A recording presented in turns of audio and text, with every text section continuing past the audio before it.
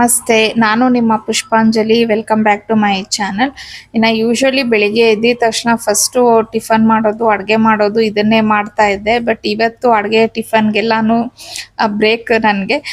Reason ಏನಂದರೆ ಇವತ್ತು ಹೊರಗಡೆ ಹೋಗಬೇಕು ಅಂತ ಅಂದ್ಕೊಂಡಿದ್ದೀವಿ. ಸೊ ಎಲ್ಲಿ ಹೋಗ್ತೀವಿ ಅನ್ನೋದು ನಾನು ಇದೇ ವ್ಲಾಗಲ್ಲಿ ನಿಮ್ಮ ಜೊತೆ ಶೇರ್ ಮಾಡ್ಕೊಂಡಿದ್ದೀನಿ. ಸ್ಕಿಪ್ ಮಾಡ್ದಿರಾ ನೋಡಿ. ಹಾಗೇನೆ ಇನ್ನು ನನ್ನ ವ್ಲಾಗ್ಸಲ್ಲಿ ನೀವು ಈ ನಡುವೆ ಎಲ್ಲ ನಾನು ಈ ಥರ ಕೆಲಸಗಳನ್ನ ಮಾಡೋದು ನೋಡಿರಲ್ಲ ಅನ್ಕೋತೀನಿ. ಆಲ್ಮೋಸ್ಟ್ ಆಲ್ ಒಂದು 8 ತಿಂಗಳಾಯ್ತು ಏನೋ ನಮ್ಮ ಮನೇಲಿ ಹೌಸ್ ಹೆಲ್ಪ್ ಬರ್ತಾ ಇದ್ದಾರೆ. ಸೊ ಹಾಗಾಗಿ ಅವರೇ ಎಲ್ಲ ಅಂದರೆ ಕಸ ಗುಡಿಸಿ, ಮನೆ ಒರೆಸಿ, ಪಾತ್ರೆ ತೊಳ್ಕೊಟ್ಬಿಟ್ಟು ಹೋಗ್ತಾರೆ. ಸೊ ಅದಕ್ಕೆ ಅಂತ ಬರ್ತಿದ್ರು. ಬಟ್ ಇವಾಗ ಅವರು ರಜಾ ತಗೊಂಡಿದ್ದಾರೆ. ಒಂದಿನ ಅಂತ ಹೇಳಿದ್ರು, ಬಟ್ ಏನೋ ಗೊತ್ತಿಲ್ಲ, ತುಂಬ ದಿನನೇ ರಜಾ ತಗೊಂಡ್ಬಿಟ್ಟಿದ್ದಾರೆ. ಇಟ್ಸ್ ಓಕೆ, ಏನೂ ಮಾಡೋಕ್ಕಾಗಲ್ಲ, ಅವ್ರಿಗೇನು ಕೆಲಸಗಳಿದೆಯೋ ಏನೋ. ಬಟ್ ಏನಂತಂದರೆ ನಾವು ಜಾಸ್ತಿ ಅವ್ರ ಮೇಲೆ ಡಿಪೆಂಡ್ ಆಗಿಬಿಟ್ಟಿದ್ದೀವಿ ಅಂತ ಹೇಳಿ ಅನ್ನಿಸ್ಬಿಡುತ್ತೆ ಸಮ್ಟೈಮ್ಸ್ ಈ ಥರ ಏನಾದರೂ ಇದ್ದಾಗ. ಮುಂಚೆ ನಮ್ಮದೇ ಒಂದು ರೊಟೀನ್ ಇದ್ದೇ ಇರುತ್ತೆ ಅಲ್ವಾ, ನಾವು ಈ ಟೈಮ್ಗೆ ಇದು ಮಾಡಬೇಕು, ಇದೆಲ್ಲ ಮುಗಿಸ್ಕೋಬೇಕು ಅಂತ ಹೇಳಿ. ಇವಾಗ ಅವ್ರು ಬಂದಮೇಲೆ ಅವ್ರು ಮಾಡ್ಕೊತಾರೆ ಅಂತ ಅಂದ್ಬಿಟ್ಟು ಎಲ್ಲೋ ಒಂದು ಕಡೆ ಲೇಸಿನೆಸ್ ಅನ್ನೋದು ಬಂದ್ಬಿಡತ್ತೆ ನಮಗೆ. ಬಟ್ ನನಗೂ ಅದೇ ಫೀಲ್ ಆಗ್ತಾ ಇತ್ತು, ಇಲ್ಲ ನಾನು ಇನ್ನೊಬ್ಬರ ಮೇಲೆ ಡಿಪೆಂಡ್ ಆಗಬಾರ್ದು, ಯಾರು ಬರಲಿ ಬರದೇ ಇರಲಿ, ನಮ್ಮನೆ ಕೆಲಸಗಳೇನಿದೆ ಅದನ್ನು ನಾವು ಮಾಡ್ಕೊಳ್ಲೇಬೇಕಾಗತ್ತೆ. ಯಾಕಂದರೆ ಅವ್ರಿಗಂದರೆ ಈ ಥರ ಎಷ್ಟೋ ಮನೆ ಇರುತ್ತೆ, ಬಟ್ ನಮಗೆ ನಮ್ಮನೆ ನೀಟಾಗಿರೋದು ಇಂಪಾರ್ಟೆಂಟ್ ಆಗುತ್ತಲ್ವ, ಹಾಗಾಗಿ. ಸೊ ಇನ್ನು ನಾನು ಹೊರಗಡೆ ಹೋಗಬೇಕು ಅಂತ ಹೇಳೋದ್ನಲ್ವ, ಇನ್ನು ಕಸ ಗುಡಿಸಿ ಪಾತ್ರೆ ಎಲ್ಲ ತೊಳೆದ್ಬಿಟ್ಟು ನಾನು ಸ್ನಾನ ಮಾಡಿಕೊಂಡು ರೆಡಿ ಆಗಬೇಕಿದೆ. ಪಾವನಿನೂ ಆಲ್ರೆಡಿ ರೆಡಿ ಆಗ್ತಿದ್ದಾಳೆ. ಸೊ ನಮ್ಮ ಮನೆಯವ್ರು ಸ್ವಲ್ಪ ಹೊರಗಡೆ ಹೋಗಿದ್ದಾರೆ. ಅವ್ರು ಬರೋ ಅಷ್ಟೊತ್ತಿಗೆ ನಾನು ನನ್ನ ಸ್ಕಿನ್ ಕೇರ್ ಎಲ್ಲ ಏನಿದೆ ಅದನ್ನು ಮಾಡ್ಕೊಂಬಿಡೋಣ ಅಂತ ಹೇಳಿ ಅಂದ್ಕೊಂಡಿದ್ದೀನಿ. ಸ್ನಾನ ಎಲ್ಲ ಮುಗೀತು. ಇನ್ನು ನಾನು ಏರ್ ಡ್ರೈಯರ್ ಎಲ್ಲ ಏನೂ ಯೂಸ್ ಮಾಡೋದಿಲ್ಲ ತಲೆ ಒಣಗಿಸ್ಕೊಳಕ್ಕೆ. ನನಗೆ ಅದೇನೋ ಗೊತ್ತಿಲ್ಲ, ಈ ಬಿಸಿಲಲ್ಲಿ ಬಂದು ನೀಟಾಗಿ ತಲೆನ ಒಣಗಿಸ್ಕೊಂಡ್ರೆ ಒಂಥರ ಸಮಾಧಾನ ಆಗ್ಬಿಡತ್ತೆ. ಅಂದರೆ ಯಾವಾಗಾದರೂ ವೆಕೇಷನ್ಸ್ಗೆ ಏನಾದರೂ ಹೋಗ್ತೀವಿ ಅಂದಾಗ ಮಾತ್ರ, ಎಮರ್ಜೆನ್ಸಿ ಇದೆ ಅಂದಾಗ ಮಾತ್ರನೇ ನಾನು ಏರ್ ಡ್ರೈಯರ್ನ ಯೂಸ್ ಮಾಡೋದು. ಇಲ್ಲಾಂದರೆ ರೆಗ್ಯುಲರ್ ಆಗಿ ನಾನು ಇದೇ ರೀತಿ ಬಿಸಿಲಲ್ಲೇ ಒಣಗಿಸ್ಕೊತೀನಿ, ಅದೇ ಕಂಫರ್ಟೇಬಲ್ ಅನಿಸುತ್ತೆ. ಇನ್ನು ನಾನು ಯೂಸ್ ಮಾಡುವಂಥ ಲೋಷನ್ ಬಂದು ಪ್ಲಮ್ ಅವರ body lovin vanilla caramel with cocoa butter, ಈ ಬಾಡಿ ಲೋಷನ್ನ ನಾನು ಯೂಸ್ ಮಾಡೋದು. ಇದ್ರ ಸ್ಮೆಲ್ ಅಂತೂ ತುಂಬಾನೇ ಚೆನ್ನಾಗಿದೆ. ಲೈಕ್ ವಾಮ್ ವೆನಿಲಾ ಹಾಗೆ ಸಾಲ್ಟೆಡ್ ಕಾರ್ಮೆಲೋ ಥರಾನೇ ಅನಿಸುತ್ತೆ ನಮಗೆ. ಲೈಕ್ ಏನೋ ಒಂದು ಡೆಸರ್ಟ್ ಅನ್ನೋ ಥರ ಫೀಲ್ ಕೊಡ್ತಾ ಇರತ್ತೆ. ಹಾಗೆ ತುಂಬಾನೇ ಸ್ಮೂತ್ ಆಗಿದೆ. ಸೊ ಇದು ರೆಗ್ಯುಲರ್ ಆಗಿ ಯೂಸ್ ಮಾಡ್ತಿದ್ದೀನಿ ನಾನು. ಮತ್ತು ನನ್ನ ಕೈಗಳಿಗೆ ತುಂಬಾನೇ ಸಾಫ್ಟ್ ಅನ್ನೋದನ್ನ ಫೀಲ್ ಮಾಡ್ಕೊತಾ ಇರ್ತೀನಿ. ಸೊ ನೀವು ನೋಡ್ತಿರ್ಬೋದು, ಆ್ಯಕ್ಚುಲಿ ಇದು ನಾನು ರೆಗ್ಯುಲರ್ ಆಗಿ ಯೂಸ್ ಮಾಡ್ತಾ ಇದ್ದೀನಿ ಇದನ್ನು. ಹಾಗೆ ಇದು ತುಂಬ ಲೈಟ್ ವೆಯ್ಟ್ ಇದೆ. ಇದರಲ್ಲಿ ಕೋಕೋ ಬಟರು ಮತ್ತು ವೈಟಮಿನ್ B5 ಇರೋದ್ರಿಂದ ತುಂಬ ಲೈಟ್ ವೆಯ್ಟ್ ಲೋಷನ್ ಅಂತಲೇ ಹೇಳ್ಬೋದು ಇದನ್ನು. ಹಾಗೆ ಯಾವುದೇ ರೀತಿಯ ಸ್ಟಿಕ್ಕಿನೆಸ್ ಆಗಿರ್ಬೋದು ಮತ್ತು ಗ್ರೀಸಿ ಆ ಥರ ಎಲ್ಲ ಏನೂ ಇಲ್ಲ. ತುಂಬಾ ಬೇಗನೆ ನಮ್ಮ ಸ್ಕಿನ್ಗೆ ಇದು ಅಬ್ಸರ್ವ್ ಆಗುತ್ತೆ. ಹಾಗೆ 24 ಅವರ್ಸ್ ಇದು ಮಾಯ್ಶ್ಚರೈಸರ್ ಸಹ ಮಾಡುತ್ತೆ ನಮ್ಮ ಸ್ಕಿನ್ನನ್ನು. ಸೊ ಇದ್ರ ಜೊತೆಗೆ ನಾನು ಲೈಟಾಗಿ ಒಂದು ಪರ್ಫ್ಯೂಮ್ನ ಯೂಸ್ ಮಾಡ್ತಾ ಇದ್ದೀನಿ. ಅದು ಸಹ ಪ್ಲಮ್ ಬಾಡಿ ಲವಿನ್ ವೆನಿಲಾ ಕಾರ್ಮೆಲೋ ಪರ್ಫ್ಯೂಮೇ ಆಗಿರತ್ತೆ. ಇದ್ರ ಫ್ರೇಗ್ರೆನ್ಸ್ ಮಾತ್ರ ನಿಜವಾಗ್ಲೂ ತುಂಬಾ ಚೆನ್ನಾಗಿರತ್ತೆ. ಇದು 24 ಅವರ್ಸ್ ಲಾಂಗ್ ಲಾಸ್ಟಿಂಗ್ ಆಗಿರತ್ತೆ. ಸೊ ನಾವು ದಿನ ಎಲ್ಲ ಫುಲ್ ಫ್ರೆಶ್ ಆಗಿದ್ದೀವಿ ಅನ್ನೋ ಫೀಲ್ ಕೊಡ್ತಾ ಇರತ್ತೆ ಈ ಪ್ರಾಡಕ್ಟ್ಸಿಂದ. ಇನ್ನು ಇದನ್ನು ನೀವು ಪರ್ಚೇಸ್ ಮಾಡಬೇಕು ಅನ್ನೋಂಗಿದ್ರೆ ಫ್ಲಿಪ್ಕಾರ್ಟ್, ನೈಕಾ, ಅಮೆಝಾನು ಹಾಗೆ ಪ್ಲಮ್ ಗುಡ್ನೆಸ್ ಅವರ ವೆಬ್ಸೈಟು ಮತ್ತು ಪ್ಲಮ್ ಆ್ಯಪಲ್ಲೂ ಸಹ ಸಿಗುತ್ತೆ. ಹಾಗೆ ನನ್ನ ಕೂಪನ್ ಕೋಡ್ ಪುಷ್ಪ15 ಅಂತ ಹೇಳಿ ನೀವು ಪ್ಲಮ್ ಅವರ ವೆಬ್ಸೈಟು ಮತ್ತು ಆ್ಯಪಲ್ಲಿ ಯೂಸ್ ಮಾಡಿದ್ದೀರಾ ಅಂದರೆ ನಿಮಗೆ ಡಿಸ್ಕೌಂಟ್ ಸಹ ಸಿಗುತ್ತೆ. ಸೊ ಎಲ್ಲ ರೆಡಿ ಆದ್ವಿ, ಬೇಗನೆ ಹೋಗ್ಬೇಕು ಅಂದ್ಕೊಂಡ್ವಿ, ಹಂಗೂ ಲೇಟ್ ಆಯಿತು. ಇನ್ನು ಆಗ್ಲೇ ಹೇಳ್ದಂಗೆ ನಾವಿವತ್ತು ದೇವಸ್ಥಾನಕ್ಕೆ ಹೋಗ್ತಿದ್ವಿ ಅಂತ ಹೇಳದ್ನಲ್ವ. ನಮ್ಮ ಮನೆ ದೇವರು ಅಂತಂದರೆ ಅದೇ ಕುಲದೇವರು ಅಂತ ಹೇಳ್ತಾರಲ್ವ, ಅಲ್ಲಿ ಹೋಗ್ತಾ ಇರೋದು. ಯೂಶ್ವಲಿ ನಾವು ಶ್ರಾವಣದಲ್ಲಿ ಹೋಗಬೇಕು, ಬಟ್ ಆಲ್ಮೋಸ್ಟ್ ಆಲ್ ಒಂದು ಅತ್ತೆಯವ್ರು ಹೋದಾಗಿಂದ ಒಂದ್ಸತಿ ಹೋಗಿದ್ವೇನೋ ಅಷ್ಟೇ. ಮತ್ತೆ ನಮ್ಗೆ ಹೋಗ್ಲಿಕ್ಕೆ ಆಗೇ ಇಲ್ಲ. ಯಾವಾಗ್ಲೂ ಅನ್ಕೊಳ್ಳೋದು ಹೋಗೋಣ ಅಂತ ಅಂದ್ಬಿಟ್ಟು ಆಗ್ತಾನೆ ಇರಲಿಲ್ಲ. ಇಲ್ಲ ಈ ಸತಿ ನಾನು ಹೋಗ್ಲೇಬೇಕು, ಮಡ್ಲಕ್ಕೆಲ್ಲ ಕೊಡಬೇಕಿತ್ತಲ್ವ, ಹಾಗಾಗಿ ಸೊ ಎಲ್ಲ ರೆಡಿ ಮಾಡಿ ಇಟ್ಟಿದ್ದೀನಿ. ಅಂದರೆ ಮನೇಲಿ ನನಗೆ ಏನೇನು ಐಟಮ್ಸ್ ಅದೇ ಮಡ್ಲಕ್ಕಿಗೆ ಏನೇನು ತೊಗೋಬೇಕು ಎಲ್ಲ ತೊಗೊಂಡಿದ್ದೀನಿ. ಇನ್ನು ಸ್ವಲ್ಪ ಹೂವು ತೊಗೋಬೇಕು. ನೋಡೋಣ, ಅದು ಇವಾಗ ಆನ್ ದ ವೇ ಹೋಗ್ತಾ ತೊಗೊಂಡು ಹೋಗ್ತೀನಿ.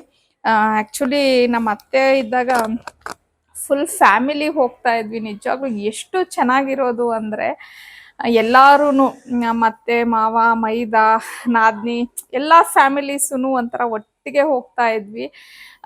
ಎಲ್ಲ ಟಿಫನ್ನು, ಒಬ್ಬರ ಮನೇಲಿ ಅಡುಗೆ, ಎಲ್ಲರೂ ಒಂದೊಂದು ವೆರೈಟಿ ಮಾಡಿಕೊಂಡು ತುಂಬ ಚೆನ್ನಾಗಿರೋದು ಆ ಟೈಮಲ್ಲಿ. ಇವಾಗ ಅನಿಸುತ್ತೆ ಮನೆಗೆ ಯಾರಾದರೂ ಒಬ್ಬರು ದೊಡ್ಡವರು ಇರಬೇಕು, ಈ ಥರ ಫ್ಯಾಮಿಲಿನೆಲ್ಲ ಒಂದು ಮಾಡಿ ಕರ್ಕೊಂಡು ಹೋಗಲಿಕ್ಕೆ ಅಂತ ಅಂದ್ಬಿಟ್ಟು. ಇವಾಗ ಎಲ್ಲ ಹೋಗ್ತಾರೆ. ಅಂದರೆ ಈಗ ಹೆಂಗೆ ಆಗೋಗ್ಬಿಟ್ಟಿದೆ ಅಂದರೆ ಎಲ್ಲರೂ ಅವ್ರವ್ರ ಫ್ಯಾಮಿಲಿ ಅವ್ರವ್ರು ಸಪ್ರೇಟಾಗಿ ಹೋಗೋ ಥರ ಆಗೋಗ್ಬಿಟ್ಟಿದೆ. ಇವಾಗ ನಮ್ಮದೇ ತಗೊಳ್ಳಿ, ನಮ್ಮ ಮನೆಯವರು ನೆನ್ನೆ ನೈಟ್ 11 ಗಂಟೆಗೆ ನನಗೆ ಹೇಳಿದ್ರು ಹೋಗೋಣ ಅಂತ ಹೇಳಿ. ಅಂದರೆ ನಾನು ಬಿಫೋರ್ ಕೇಳ್ತಾನೆ ಇದ್ದೆ, ಬಟ್ ಅವ್ರು ಪರ್ಟಿಕ್ಯುಲರ್ ಇಂಥ ದಿನ ಅಂತ ಅವ್ರು ನನಗೆ ಹೇಳೇ ಇಲ್ಲ. ರಾತ್ರಿ 11 ಗಂಟೆಗೆ ಬಂದ್ಬಿಟ್ಟು ಸರಿ ಬೆಳಿಗ್ಗೆ ಸ್ವಲ್ಪ ಫ್ರೀ ಮಾಡ್ಕೊಂಡಿದ್ದೀನಿ, ಹೋಗಿ ಬಂದ್ಬಿಡೋಣ ದೇವಸ್ಥಾನಕ್ಕೆ ಅಂದರು. ಇನ್ನು ಅಷ್ಟೊತ್ತಲ್ಲಿ ನಾನು ನಮ್ಮ ಮೈದವ್ರಿಗಾಗಲಿ ನಮ್ಮ ನಾದಿನಿಯವ್ರಿಗಾಗಲಿ ಫೋನ್ ಮಾಡಿದ್ರೆ ಅವರು ಪಾಪ ರೆಡಿ ಇರಬೇಕಲ್ವ. ನಮ್ಮದೇ ಸರಿಯಾಗಿ ನನಗೆ ಗೊತ್ತಿಲ್ಲ ನಮ್ಮ ಮನೆಯವ್ರು ಯಾವಾಗ ಫ್ರೀ ಆಗ್ತಾರೆ ಅಂದ್ಬಿಟ್ಟು. ನನಗೆ ಗೊತ್ತಿಲ್ದಿರ ನಾನು ಹೆಂಗೆ ಅವ್ರಿಗೆ ಕಾಲ್ ಮಾಡಿ ಹೇಳೋದು, ಅದು ಅಷ್ಟೊತ್ತಲ್ಲಿ. ಪ್ಲಸ್ ಇವಾಗ ಮಂತ್ಲಿ ಸೈಕಲ್ದು ಲೇಡೀಸ್ದು ಪ್ರಾಬ್ಲಮ್ ಎಲ್ಲ ಇರುತ್ತೆ, ಅವ್ರದ್ದು ಏನೇನು ಇರುತ್ತೋ, ಅವ್ರಿಗೆ ಏನೇನು ಕೆಲಸಗಳು ಇರುತ್ತೋ. ಸರಿ ಯೋಚನೆ ಮಾಡಿದೆ, ಹಂಗೂ ಒಂದು ಮಾತು ಇವತ್ತು ಕೇಳಿಬಿಟ್ಟು ನೆಕ್ಸ್ಟ್ ವೀಕ್ ಅಂತ. ಇವ್ರನ್ನ ಕೇಳಿದ್ರೆ ನನಗೆ ನೆಕ್ಸ್ಟ್ ವೀಕ್ ನನಗೆ ಗೊತ್ತಿಲ್ಲ, ನಂದು ಏನೇನಿರುತ್ತೆ ಸ್ಕೆಡ್ಯೂಲ್ಸ್ ಅಂತ ಹೇಳಿದ್ರು. ಸರಿ ಬಿಡು, ಅವ್ರ ಪಾಡ್ಗೆ ಅವ್ರ ಪಾಪ ಹೋಗ್ತಾರೆ. ನಾವು ಅಟ್ಲೀಸ್ಟ್ ನಾನು ಆಗಲೇ ಹೋಗಿ 3 ವರ್ಷ ಆಯಿತು, ಫಸ್ಟ್ ಹೋಗಿ ಮಡ್ಲಕ್ಕಿ ಕೊಡಬೇಕು, ನಾವೇ ಹೋಗಿ ಬಂದ್ಬಿಡೋಣ ಅಂತ ಹೇಳಿ ಅಂದ್ಕೊಂಡೆ. ಸೊ ತುಂಬ ಮಿಸ್ ಮಾಡ್ಕೊತೀನಿ ನಮ್ಮ ಅತ್ತೆನ ಇಂಥ ಟೈಮಲ್ಲಿ ನಾನು. ಅವ್ರು ಇದ್ದಿದ್ರೆ ಈ ಥರ ಇಲ್ಲ, ಎಲ್ಲಾರ್ಗು ಟೈಮ್ ಹೇಳಿ ಇಂಥ ದಿನ ಹೋಗಬೇಕು ಅಂತ ಅಂದ್ಬಿಟ್ಟು ರಿಕ್ವೆಸ್ಟ್ ಮಾಡೋಂಗಿದ್ರೆ ರಿಕ್ವೆಸ್ಟ್ ಮಾಡೋರು, ಆರ್ಡ್ರ್ ಹಾಕಂಗಿದ್ರೆ ಆರ್ಡ್ರ್ ಹಾಕೋರು, ಹೇಳೋರು ಇಲ್ಲ ಎಲ್ಲರೂ ಹೋಗಲೇಬೇಕು ಒಟ್ಟಿಗೆ ಫ್ಯಾಮಿಲಿ ಅಂತ ಅಂದ್ಬಿಟ್ಟು. ಅದು ಒಂಥರ ಚೆನ್ನಾಗಿರೋದು. ಬಟ್ ಇವಾಗ ನಾನು ನಮ್ಮ ಮನೆಯವ್ರಿಗೆ ಹೇಳೋಕ್ಕಾಗಲ್ಲ, ಅವರೇ ಕರೆಕ್ಟಾಗಿ ನನಗೆ ಟೈಮ್ ಕೊಡಲ್ಲ. ಇನ್ನು ನಾನು ಬೇರೆಯವ್ರಿಗೆಲ್ಲ ಏನು ಹೇಳಲಿ. ಹಂಗಾಗಿ ಬೇಡ ನಾವೇ ಹೋಗೋಣ ಅಂತ ಹೇಳಿ ಫೈನಲ್ ಮಾಡಿಕೊಂಡು ಹೋಗ್ತಿರೋದು. ಸೊ ಆಲ್ಮೋಸ್ಟ್ ಆಲ್ ನನ್ನ ಪ್ರಕಾರ ಇವತ್ತು ಸಂಜೆ ಆಗಿಬಿಡ್ಬೋದು ಅಂತ ಹೇಳಿ ಅನ್ಕೊತೀನಿ. ಅದೇ ಇನ್ನು ಹೋಗ್ತಾ ಆನ್ ದ ವೇ ಸ್ವಲ್ಪ ಕೆಲವೊಂದು ಫ್ರೂಟ್ಸು ಮತ್ತು ಕೆಲವೊಂದು ಹೂವು ತೊಗೋಬೇಕು ಅಷ್ಟೇ, ಬೇರೆದೆಲ್ಲ ರೆಡಿ ಮಾಡಿ ಇಟ್ಕೊಂಡ್ಬಿಟ್ಟಿದ್ದೀನಿ. ಇನ್ನು ಇವತ್ತು ನಾನು ಉಟ್ಕೊಂಡಿರೋ ಅಂಥ ಸೀರೆನ ನೀವು ಎಗೇನ್ ಅರ್ನಿ ಕಲೆಕ್ಷನಲ್ಲಿ ಸಿಗುತ್ತಾ, ಇದ್ರೆ ಲಿಂಕ್ ಕೊಡಿ ಅಂತ ಕೇಳಬೇಡಿ. ಬಿಕಾಸ್ ಈ ಸೀರೆ ತೊಗೊಂಡು ಆಲ್ಮೋಸ್ಟ್ ಒಂದು 3 to 4 years ಆಯಿತು. ಇದು ಈ ಮನೆ ಗೃಹ ಪ್ರವೇಶ ಟೈಮಲ್ಲಿ ನಾನು ಗಿಫ್ಟಿಂಗ್ ಪರ್ಪಸ್ಗೆ ಅಂತ ಅಂದ್ಬಿಟ್ಟು, ಅಂದರೆ ಈಗ ನಮ್ಮ ಸಿಸ್ಟರ್ಗೆ ಹಾಗೆಯೇ ನನ್ನ ಸಿಸ್ಟರ್ಸ್ಗೆ ನಮ್ಮ ಅತ್ತಿಗೆಗೆ ಎಲ್ಲ ಕೊಡ್ಸೋದಕ್ಕೋಸ್ಕರ ನಾನು ಈ ಸೀರೆಗಳನ್ನ ತೊಗೊಂಡು ಬಂದಿದ್ದೆ. ಅದರಲ್ಲಿ ಇದೊಂದು ಕಲರ್ ನನಗೂ ಯಾಕೋ ತುಂಬ ಇಷ್ಟ ಆಗೋಯಿತು. ಸರಿ ಅಂತ ಹೇಳಿ ನಾನು ಒಂದು ಈ ಕಲರ್ನ ತೊಗೊಂಡಿದ್ದು. ಆಲ್ಮೋಸ್ಟ್ ತುಂಬ ಸತಿ ನೀರಿಗೆ ಹಾಕಿದ್ದೀನಿ. ಕೆಲವು ಸೀರೆಗಳು ನಿಜವಾಗ್ಲೂ ಎಷ್ಟು ಚೆನ್ನಾಗಿ, ಅಂದರೆ ಒಂದು 2000 ರೂಪೀಸ್ ಮೇಲೇ ಕೊಟ್ಟಿದ್ದೆ ಅಂದ್ಕೊಳ್ಳಿ ಈ ಸೀರೆನ. ಬಟ್ ಚೆನ್ನಾಗಿದೆ, ವರ್ತಿದೆ. ನಾವು 2-2.5 ಸಾವಿರ ರೂಪಾಯಿ ಕೊಟ್ರು ವರ್ತಿದೆ ಸೀರೆ ಇದು. ಈ ಮನೆ ಗೃಹ ಪ್ರವೇಶ ಟೈಮಲ್ಲೇ ತೊಗೊಂಡಿದ್ದು, ಆಯಿತು 3 ವರ್ಷ ಅಂದ್ಕೊಳ್ಳಿ. ಸೊ ತುಂಬ ದಿನ ಆಗಿತ್ತು ಹುಟ್ಟಿ, ಹಾಗಾಗಿ ಉಟ್ಕೊಂಡಿರೋ ಅಂಥದ್ದು. ಸರಿ ಅದೇ, ಯಾಕಂದರೆ ಕೆಲವರು ಪಾಪ ನೀವು ನೋಡ್ಬಿಟ್ಟು ಈಗ ನಮ್ದು ಅರ್ನಿ ಕಲೆಕ್ಷನಲ್ಲೂ ಇರುತ್ತೆ, ನೀವು ಉಟ್ಕೊಂಡಿರೋ ಅಂಥ ಸೀರೆನ ಮಾತ್ರ ನೀವು ಹಾಕಲ್ಲ ಅಂತ ಕೇಳಿದ್ರೆ, ಇದು ಆಲ್ರೆಡಿ 3 ವರ್ಷ ಆಗಿದೆ ನಾನು ಈ ಕಲೆಕ್ಷನ್ ಎಲ್ಲಿ ತೊಗೊಂಡು ಬರಲಿ. ಹಾಗಾಗಿ ಅಷ್ಟೇ ಇನ್ಫಾರ್ಮ್ ಮಾಡ್ತಿದ್ದೀನಿ. ಸರಿ, ಇನ್ನೂ ಟೈಮ್ ವೇಸ್ಟ್ ಮಾಡೋದು ಬೇಡ, ಆಗಲೇ ತುಂಬ ಲೇಟ್ ಆಗೋಯ್ತು. ಯೂಶ್ವಲಿ ಬೆಳಿಗ್ಗೆ 6 ಗಂಟೆಗೆ ಬಿಟ್ಬಿಟ್ಟಿದ್ದಿದ್ರೆ ನಾವು ಒಂದು 10-11 ಗಂಟೆ ಅಷ್ಟೊತ್ತು ರೀಚ್ ಆಗಿಬಿಡ್ಬೋದಿತ್ತು. ಬಟ್ ಲೇಟ್ ಆಯಿತು, ಸಂಡೇ ಅಲ್ವಾ, ಆ್ಯಸ್ ಯೂಶ್ವಲ್ ಮನೇಲಿದ್ದು ಅದು ಇದು ಮಾಡ್ಕೊಳ್ಳೋ ಅಷ್ಟೊತ್ತಿಗೆ ಲೇಟ್ ಆಗಿಬಿಡತ್ತೆ. ಹಾಗಾಗಿ ಇನ್ನೂ ಕೆಲವೊಂದು ಐಟಮ್ಸ್ ಎಲ್ಲ ತೊಗೊಂಡು ಹೋಗ್ತೀವಿ. ಸೊ ಬನ್ನಿ, ಹಾಗೇನೆ ವ್ಲಾಗ್ನ ಕಂಟಿನ್ಯೂ ಮಾಡ್ತೀನಿ. ಯಾವ ದೇವಸ್ಥಾನಕ್ಕೆ ಹೋಗ್ತೀವಿ ಏನು ಅನ್ನೋದನ್ನ ಹಾಗೆ ನಾನು ಶೇರ್ ಮಾಡ್ಕೋತೀನಿ ನಿಮ್ಮ ಜೊತೆ.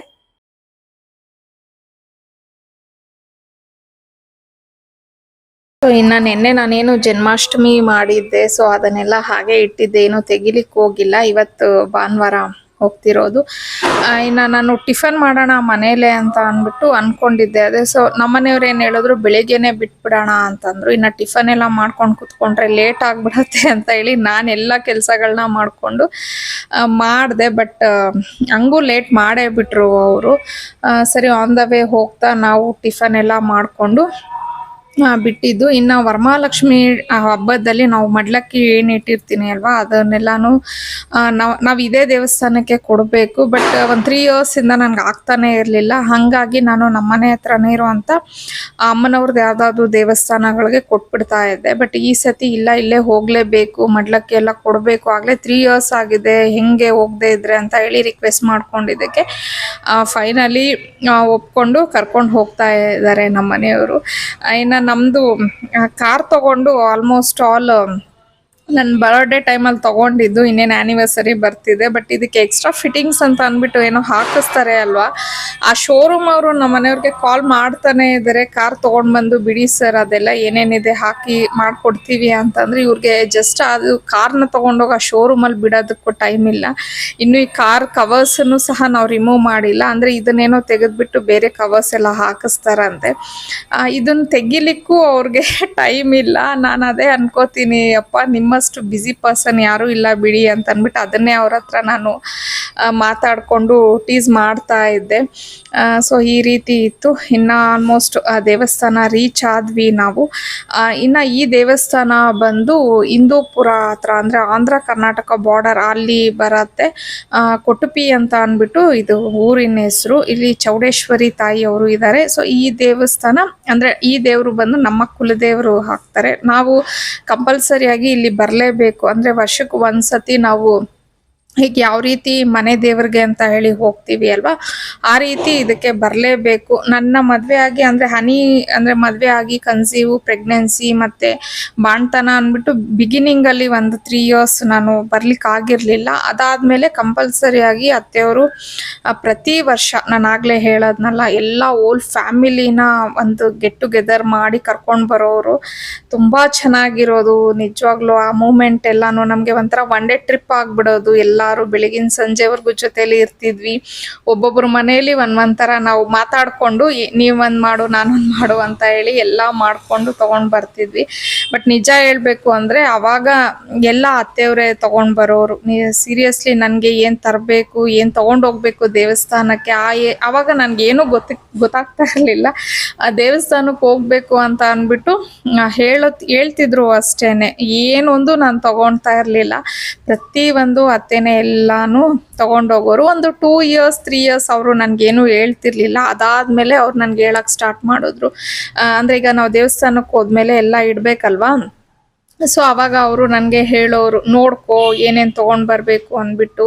ಸುಮ್ಮನೆ ಒಳ್ಳೆ ಹಂಗೆ ಜೊತೇಲಿ ಬರ್ತೀಯಾ, ಏನು ಗೊತ್ತಿಲ್ಲದೆ ಇರೋಳ ಥರ ನಾನೆಲ್ಲ ಅರೇಂಜ್ ಮಾಡಿಕೊಡ್ತೀನಿ, ತೊಗೊಂಡೋಗಿ ಕೊಡ್ತೀಯಾ, ಆ ಥರ ಇದ್ದರೆ ಹೆಂಗಾಗತ್ತಮ್ಮ, ನೋಡ್ಕೋಬೇಕು, ನೆಕ್ಸ್ಟ್ ನೀನೇ ಮಾಡಬೇಕಾಗತ್ತೆ ಇವೆಲ್ಲ ಅಂತ ಅಂದ್ಬಿಟ್ಟು.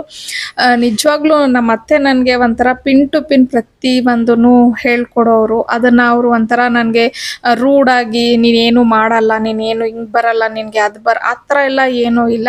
ಒಂಥರ ನೀಟಾಗಿ ಹೇಳ್ಕೊಡೋರು. ಮುಂದೆ ಯಾರು ಮಾಡ್ತಾರೆ, ನೀನೇ ತಾನೇ ಮಾಡಬೇಕು, ಕಲ್ತ್ಕೊ ಎಲ್ಲಾನು. ಅಂದರೆ ನನಗೆ ಸ್ವಲ್ಪ ಚಿಕ್ಕ ಏಜ್ಗೆ ಮದುವೆ ಆಗೋಯ್ತು. ಸೊ ಹಾಗಾಗಿ ನನಗೂ ಕೆಲವೊಂದು ಹುಡುಗಾಟಿಕೆ ಅನ್ನೋದು ಇರುತ್ತಲ್ವ ಆ ಏಜಲ್ಲಿ. ಪ್ಲಸ್ ಮದುವೆ ಆಗ್ತಿದ್ದಂಗೆ ಒಂಥರ ಮಗು ಆಗೋಯ್ತು. ಅಷ್ಟು ಸೀರಿಯಸ್ನೆಸ್ ಅನ್ನೋದು ಆವಾಗ ನನಗೆ ಅಷ್ಟೊಂದು ಬರ್ತಿರ್ಲಿಲ್ಲ. ಬಟ್ ಅಮ್ಮನೂ ಅಷ್ಟೇ, ಅತ್ತೇನೂ ಅಷ್ಟೇ ನನಗೆ ಸ್ಟೆಪ್ ಬೈ ಸ್ಟೆಪ್ ಎಲ್ಲಾನು ಹೇಳ್ಕೊಡ್ತಾಯಿದ್ರು. ಬಟ್ ಆಮೇಲೆ ನಮ್ಮ ಪಾವನಿ ಹುಟ್ಟಿದ್ಮೇಲೆ ನಿಜವಾಗ್ಲೂ ನಾನು ತುಂಬಾ ಒಂದು ಆಟೋಮೆಟಿಕ್ ಆಗಿ ನಮ್ಗೆ ಆ ಮೆಚುರಿಟಿ ಅನ್ನೋದು ಬಂದ್ಬಿಡ್ತು. ನಾನು ಆ ಪಾವನಿ ಹುಟ್ಟೋವರೆಗೂ ಸ್ವಲ್ಪ ನನಗೆ ಒಂದು ಸೀರಿಯಸ್ನೆಸ್ ಅನ್ನೋದು ಇರಲಿಲ್ಲ. ಬಟ್ ಅವಳು ಹುಟ್ಟಿದ್ಮೇಲೆ ನಿಜವಾಗ್ಲೂ ಒಂದು ಕಡೆಯಿಂದ ಪ್ರತಿಯೊಂದು ಕಲ್ತ್ಕೊಳ್ಳೋದಾಗಲಿ ತಿಳ್ಕೊಳ್ಳೋದಾಗಲಿ ಎಲ್ಲ ಮಾಡ್ತಿದ್ದೆ. ಅಮ್ಮನೂ ಅಷ್ಟೇ ಒಂದೊಂದನ್ನು ಹೇಳ್ಕೊಡೋರು, ಈ ಥರ ಹಂಗೆ ಹಿಂಗೆ ಅಂದ್ಬಿಟ್ಟು. ಅಂದರೆ ಅಮ್ಮನಿಗೂ ಇತ್ತು, ತುಂಬ ಚಿಕ್ಕ ವಯಸ್ಸಿಗೆ ಮದುವೆ ಮಾಡಿಬಿಟ್ಟಿದ್ದೀವಿ, ಅವಳಿಗೇನು ಗೊತ್ತಿಲ್ಲ ಅಂತ ಹೇಳಿ. ನನಗೂ ಅಷ್ಟೇ, ನಮ್ಮ ಜಾನ್ಸಿಗೂ ಅಷ್ಟೇ ಸ್ವಲ್ಪ ಬೇಗನೆ ಮದುವೆ ಆಯಿತು. ನಮ್ಮ ವಾಣಿಗೆ, ನಮ್ಮಿಬ್ಬರಿಗೂ ಹೋಲಿಸ್ಕೊಂಡ್ರೆ ವಾಣಿಗೆ ಸ್ವಲ್ಪ ಟೈಮ್, ಅಂದರೆ ನಾವಿಬ್ಬರೇ ಹೇಳ್ತಾ ಇದ್ವಿ, ನಮಗೆ ಮಾಡ್ದಂಗೆ ಅವಳಿಗೆ ಮಾಡಬೇಡ ಅಮ್ಮ, ಸ್ವಲ್ಪ ಅವಳು ಎಲ್ಲ ಕಂಪ್ಲೀಟ್ ಆಗಲಿ ಎಜುಕೇಷನ್ ಎಲ್ಲ, ಆಮೇಲೆ ಮಾಡೋಣ ಅಂತ ಹೇಳಿ. ಸೊ ನನಗೂ ಜಾನ್ಸಿಗೂ ಆಫ್ಟರ್ ಮ್ಯಾರೇಜು ಅಮ್ಮ ಆಗಲಿ ಅತ್ತೆ ಆಗಲಿನೇ ತುಂಬ ಗೈಡ್ ಮಾಡಿರೋದು. ಅವಳಿಗೂ ಅಷ್ಟೇ, ಅವ್ರ ಅತ್ತೆನೂ ತುಂಬ ಚೆನ್ನಾಗಿ ಅವಳಿಗೆ ಗೈಡ್ ಮಾಡಿದ್ದಾರೆ. ನನಗೂ ಅಷ್ಟೇ ಪ್ರತಿ ಒಂದು ಹಂತದಲ್ಲೂ ಏನು ಮಾಡಬೇಕು ಏನು ಮಾಡಬಾರ್ದು ಅನ್ನೋದನ್ನು ಅತ್ತೇನೆ. ಅಡುಗೆ ವಿಚಾರಕ್ಕೆ ಬಂದ್ರೂ ಅಷ್ಟೇ, ನಾನು 50% ಅಮ್ಮನ ಹತ್ರ ಕಲ್ತಿದ್ರೆ 50% ಅತ್ತೆ ಹತ್ರ ಕಲ್ತಿದ್ದೀನಿ. ಅಂದರೆ ಯಾರು ಯಾವುದನ್ನು ಚೆನ್ನಾಗಿ ಮಾಡೋರು ಆ ರೆಸಿಪಿನ ನಾನು ಅವ್ರನ್ನ ಕೇಳ್ತಾ ಇದ್ದೆ. ಕೆಲವೊಂದು ಅಡುಗೆಗಳು ಅಮ್ಮ ತುಂಬ ಚೆನ್ನಾಗಿ ಮಾಡ್ತಿದ್ರೆ ಅಮ್ಮನ ಕೇಳ್ತಿದ್ದೆ, ಇದು ಹೆಂಗಮ್ಮ ಮಾಡೋದು ಅಂದ್ಬಿಟ್ಟು. ಕೆಲವೊಂದು ರೆಸಿಪೀಸ್ ಅತ್ತೆ ತುಂಬ ಚೆನ್ನಾಗಿ ಮಾಡೋರು. ಸೊ ಅವ್ರನ್ನ ದರ್ಶನ ಎಲ್ಲ ತುಂಬಾ ಚೆನ್ನಾಗಿ ಆಯಿತು, ಪೂಜೆ ಎಲ್ಲ ತುಂಬ ಚೆನ್ನಾಗಿ ಮಾಡಿಕೊಟ್ರು ಅಲ್ಲಿ.